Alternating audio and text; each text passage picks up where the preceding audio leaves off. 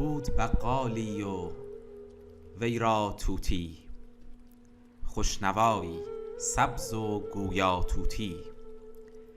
بر دکان بودی نگهبان دکان، نکته گفتی با همه سوداگران. در خطاب آدمی ناطق بودی، در نوای طوطیان حاذق بودی. جست از سوی دکان سویی گریخت، شیشه های روغن گل را بریخت. از سوی خانه بیامد خواجه‌اش، بر دکان بنشست فارغ خواجه وش. دید پر روغن دکان و جامه چرب، بر سرش زد گشت طوطی کل ز ضرب. روزکی چندی سخن کوتاه کرد، مرد بقال از ندامت آه کرد. ریش بر می کند و می گفت ای دریغ، کآفتاب نعمتم شد زیر میغ. دست من بشکسته بودی آن زمان، که زدم من بر سر آن خوش زبان.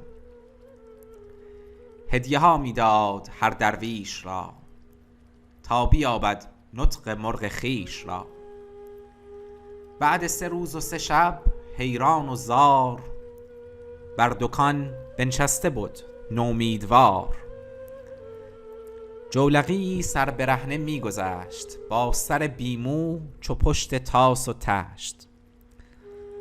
آمد اندر گفت طوطی آن زمان، بانگ بر درویش زد چون عاقلان. کز چه ای کل با کلان آمیختی، تو مگر از شیشه روغن ریختی. از قیاسش خنده آمد خلق را، کو چو خود پنداشت صاحب دلق را. کار پاکان را قیاس از خود مگیر، گرچه ماند در نبشتن شیر و شیر. جمله عالم زین سبب گمراه شد، کم کسی ز ابدال حق آگاه شد. همسری با انبیا برداشتند، اولیا را همچو خود پنداشتند.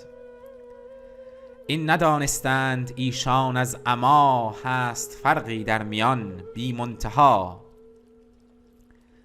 هر دو گون زنبور خوردند از محل، لیک شد زان نیش و زین دیگر عسل.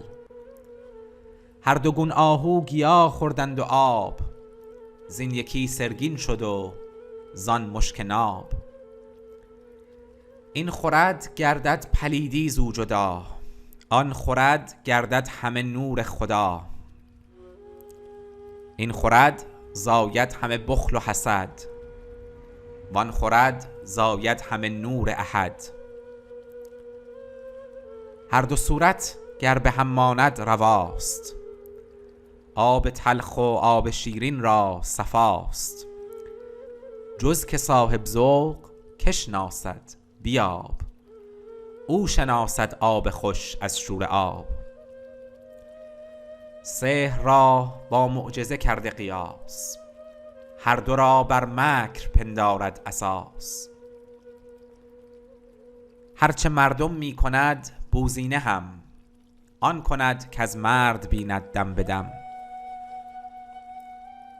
آن منافق با موافق در نماز، از پی استیزه آید نه نیاز. مؤمنان را برد باشد عاقبت، بر منافق مات اندر آخرت. گرچه هر دو بر سر یک بازی اند، هر دو با هم مرو و راضی اند. هر که را در جان خدا بنهد محک، هر یقین را باز داند او ز شک. چون بسی ابلیس آدم روی هست، پس به هر دستی نشاید داد دست.